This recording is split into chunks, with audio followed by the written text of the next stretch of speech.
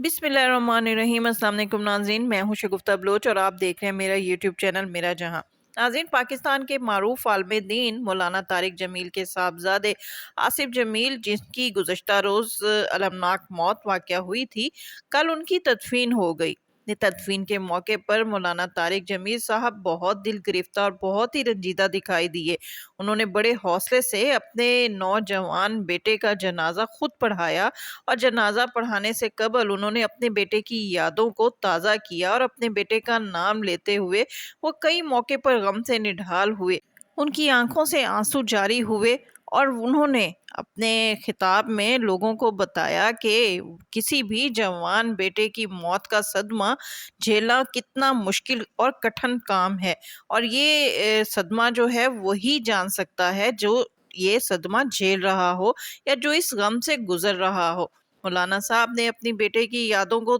تازہ کرتے ہوئے بتایا کہ میرا یہ بیٹا بہت قابل تھا، بہت حساس تھا۔ ان کا کہنا تھا کہ اللہ تعالیٰ قسمت والوں کو ایسی اولاد دیتا ہے۔ میں نے ہمیشہ اللہ تعالیٰ سے دعا کی تھی کہ یا اللہ مجھے کبھی میری اولاد کا صدمہ مت دکھانا، لیکن شاید اللہ کو کچھ اور منظور تھا۔ میں اللہ کی تقدیر پہ راضی ہوں۔ لیکن مولانا صاحب یہ کہتے ہوئے رو پڑے اور کہا کہ میرے آنسو تو میرے بس میں نہیں ہیں، یہ آنسو تو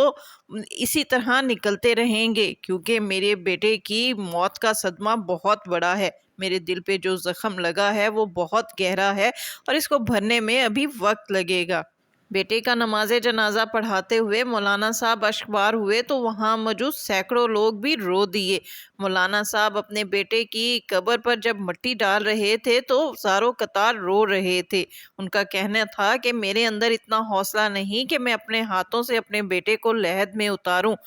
لیکن میں اپنے بیٹوں سے کہوں گا کہ میرے عاصم کو قبر میں اتار دو، کہ اس کے جانے کا وقت آ گیا ہے اور اس کا خدا سے ملنے کا وقت آ گیا ہے۔ مولانا نے اپنے بیٹے کی یادوں کا تذکرہ کرتے ہوئے بتایا کہ ان کے بیٹے کو خدا سے ملاقات کا بہت زیادہ شوق تھا، وہ خدا سے ملنا چاہتا تھا، یہی وجہ ہے کہ شاید خدا نے اسے بہت جلد اپنے پاس بلا لیا۔ ناظرین، مولانا طارق جمیل کے بیٹے کی موت کے حوالے سے مختلف لوگوں نے مختلف باتیں کی، یہاں تک کہا کہ ایک عالم دین کے گھر میں جنم لینے والے بیٹے نے کیسے خودکشی، جو کہ حرام ہے، خودکشی جیسا کام کر لیا، لیکن مولانا صاحب نے اسے خودکشی کی بجائے حادثاتی موت قرار دیا۔ مولانا صاحب اور ان کے بھائی نے بتایا کہ عاصم جمیل جو ہے وہ بچپن سے ہی نفسیاتی مرض کا شکار تھا اور وہ بہت تکلیف دہ زندگی گزار رہا تھا۔ 17 سال سے اسے مختلف قسم کے انجیکشن لگ رہے تھے اور اسے اکثر فٹس پڑتے تھے اور وہ بہت ہی تکلیف میں تھا۔ مولانا طارق جمیل کے بھتیجے اور عاصم جمیل کے کزن عارفین نے اپنے کزن عاصم جمیل کے حوالے سے بہت سی باتوں سے لوگوں کو آگاہ کیا۔ عارفین نے بتایا کہ عاصم جمیل جو ہے وہ بہت ہی مشکل زندگی بسر کر رہا تھا اور گزشتہ چند ماہ سے اس کو باقاعدہ الیکٹرک شاکس لگ رہے تھے اور وہ اپنی زندگی سے بہت زیادہ تنگ آ چکا تھا۔ عارفین کا کہنا ہے کہ عاصم جمیل جو ہے بہت ہی خدا ترس انسان تھا۔ ہم لوگوں کا تو عام لوگوں کے ساتھ اتنا تعلق نہیں تھا، لیکن یہ عاصم جمیل تھا جو گاؤں میں رہنے والے عام لوگوں کے ساتھ تعلق رکھتا تھا، ان کی مدد کیا کرتا تھا، جو چیز لوگوں کو پسند آتی بلا دھڑک اپنی چیزیں نکال کر ان کو دے دیا کرتا تھا۔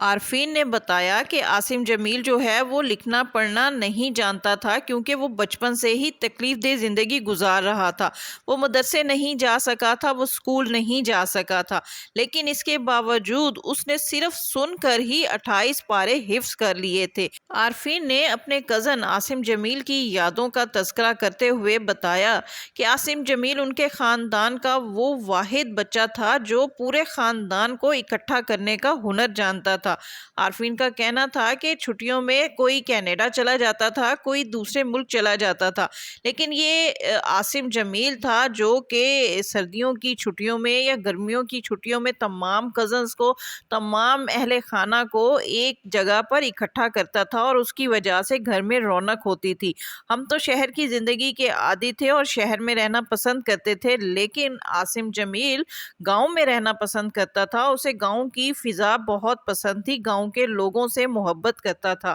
اور گاؤں کے لوگوں کی جو ہے وہ دل و جان سے خدمت بھی کرتا تھا اور ان کے دکھ درد بھی سنتا تھا۔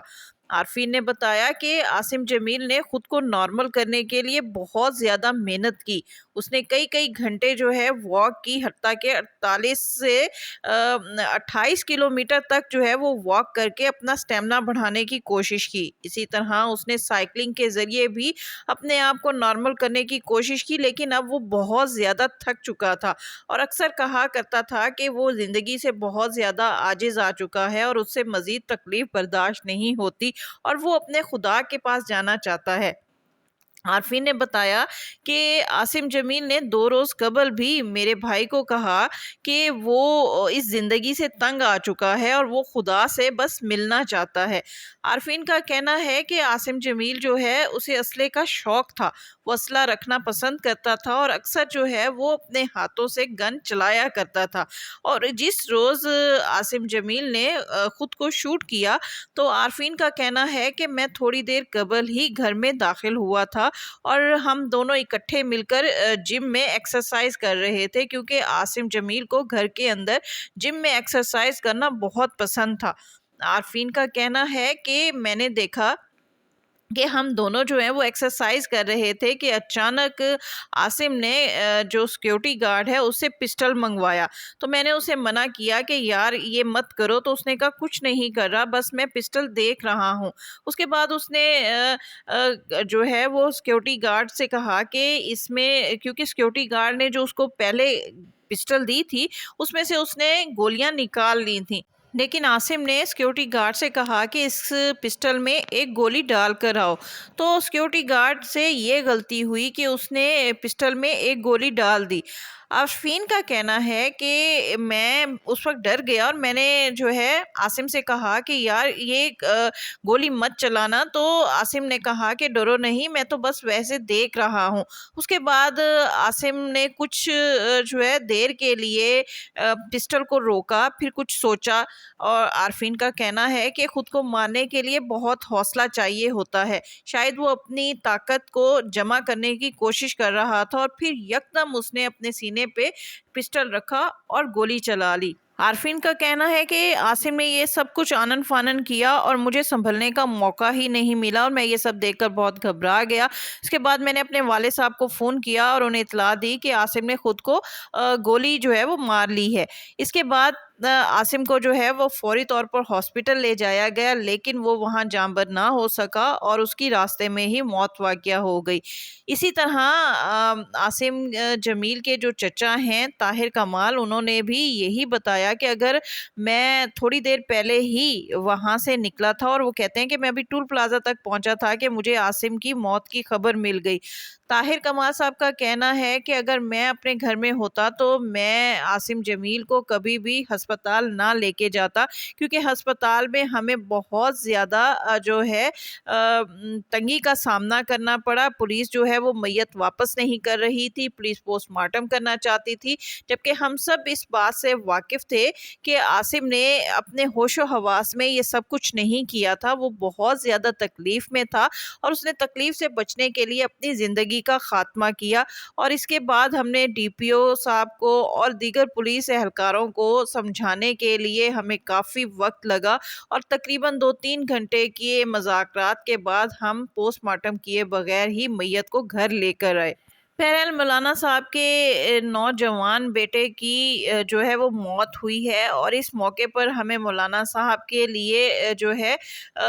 حوصلے کا باعث بننا چاہیے، کوئی ایسی بات نہیں کرنی چاہیے جس سے ان کی دل کو جو ہے وہ صدمہ پہنچے اور ان کی حوصلہ شکنی ہو۔ ہم سب مولانا صاحب کی خدمات کے معترف ہیں اور ہم جانتے ہیں کہ مولانا صاحب نے کیسے اسلام کی تبلیغ کی ہے، کیسے محبت کا پیغام عام کیا ہے، اور انہوں نے اپنے درس کے ذریعے جو دین کی خدمت کی ہے وہ ہم سب کے لیے قابل فخر ہے۔ اللہ تعالیٰ مولانا صاحب کو یہ صدمے عظیم جھیلنے کی توفیق عطا فرمائے۔ اس کے ساتھ ہی شگفتہ بلوچ کو اجازت دیجیے۔